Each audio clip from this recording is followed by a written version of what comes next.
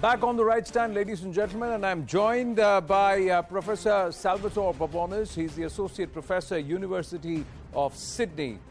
Professor Babones, thank you very, very much for speaking with us. Your opinion piece on India at 75 through some very interesting observations, especially those about the independent democracy watchers who you believe perhaps owe India an apology. Why do you say so? Well, my opinion piece is based on a research paper that's been published in Quadrant magazine and now republished on the print in India. The research paper is an examination of the three major democracy organizations: Freedom House in the United States, the Economic Intelligence Unit in the UK, and the Varieties of Democracy Institute in Sweden. In that research paper, I examine literally all of the reasons they give for India's troubling decline in democracy since 2018, and have found errors, inconsistencies, and I think outright misrepresentations in all of them. What kind of inconsistencies did you find, and is it endemic to all the three democracy watchers? All three ranking systems noted a dramatic decline in India's democracy ranking as keyed to the 2019 election, and claiming that democracy had severely deteriorated in India as a result or in line with the 2019 election. But when you actually look at the evidence they give for that, many of the specifics either predate 2014 even, or those specifics have no temporal connection to the 2019 election. But I'm much more concerned about the outright misrepresentations. I mean, for example, if you go into the footnotes of these democracy reports, you find the oft-cited statistic that more journalists are killed in India than in any other country in the world. Now, that's a terrible fact, but that's a terrible fact for a country that has a population of 1.4 billion and a free media. In fact, when you standardize those statistics by population, we find that India has an average of about 3.5 journalist killings per year. That's 3.5 too many. And the rest of the world outside China, for which there's no data, has an average of 6.3 billion per year. So in fact, journalists are safer in India than they are outside India. Now, that should be a positive factor. On top of that, saying that journalists killed doesn't tell us who killed them. Now, again, 3.5 journalists killed is too many under any circumstances, but there was no evidence to suggest that the government or government-linked entities work behind these deaths. There are similar misrepresentations in the UAPA record. Now, as an American, I teach in Australia, but I am an American, and I'm very opposed to emergency legislation of the kind that India has in the UAPA. It's not just India that has it. Canada has it. European Union has it. America does not. However, under the UAPA, there's been roughly a constant level of arrests made every year between 2014, when the data start, and 2021. That number's between 900 and 1,000 per year, roughly. There's no trend. But if you specifically seek to find a trend, you can find individual year pairs for which it goes up, but then the next year it goes down.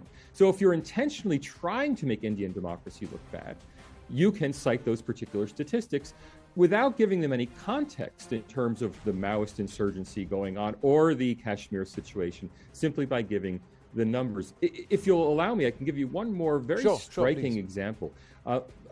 One number that's constantly cited to show that India is no longer a democracy is the number of people who have sedition reports, FIRs, first indication reports, filed against them. And it is routinely reported in the international press as hundreds, thousands of people facing sedition charges.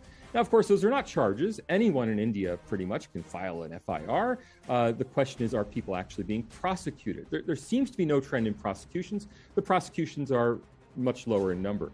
But go even deeper into the data, go into the footnotes of the report. You find out that the period over which sedition claims are being made, they say the decade 2010 to 2020. Now, as a quantitative social scientist, that was an immediate red flag for me. A decade, 10 years. That's either 2010 to 2019, if you want to call it the 2010s, or that's 2011 to 2020, if you want to consider it a proper decade.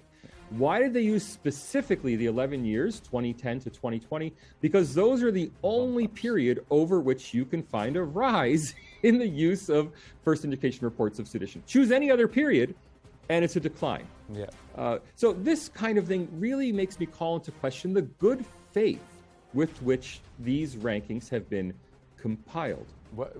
Is there any good faith or is there an agenda? And let me ask you, what did you find? Was this agenda against India as a country, or was this agenda against the BJP and more specifically against Prime Minister Narendra Modi, a popularly elected Prime Minister with a larger mandate the second time around? I don't think these organizations are anti-Modi or anti-BJP, and they're certainly not anti-India. However, these organizations reflect the opinion of the intellectuals, of the experts, of the journalists, of the academics who report back to them. That is, these organizations don't collect their own information. They use information that's out in the public sphere, and they hire academics and journalists to write sections of their reports for them. So a report from one of these organizations may be 250 pages long. The India section is a couple of pages, and that's written on behalf of the organization by somebody.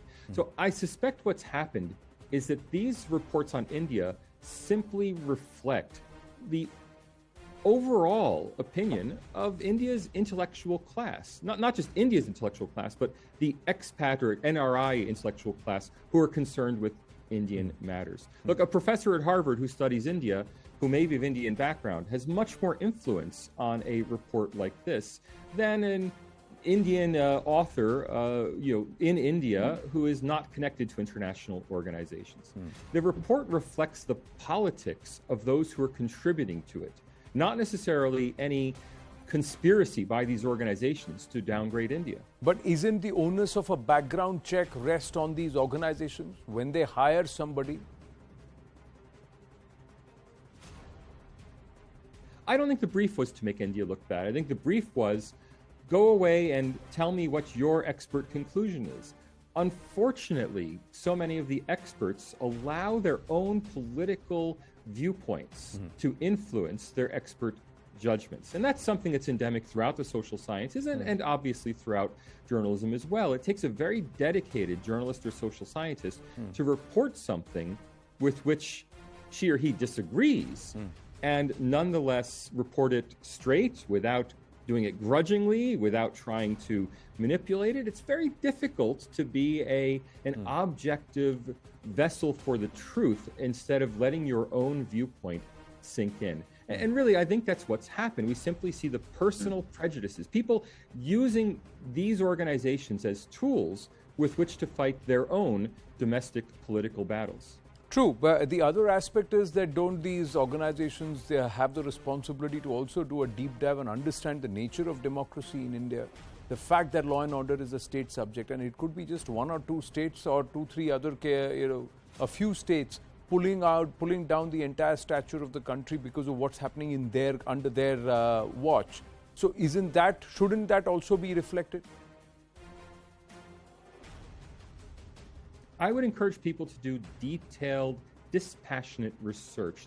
There's no point trying to label these kind of claims about India, label them some kind of anti-India conspiracy or anti-Modi or anti-BJP conspiracy, because anyone who says that will simply be written off as being themselves partisan.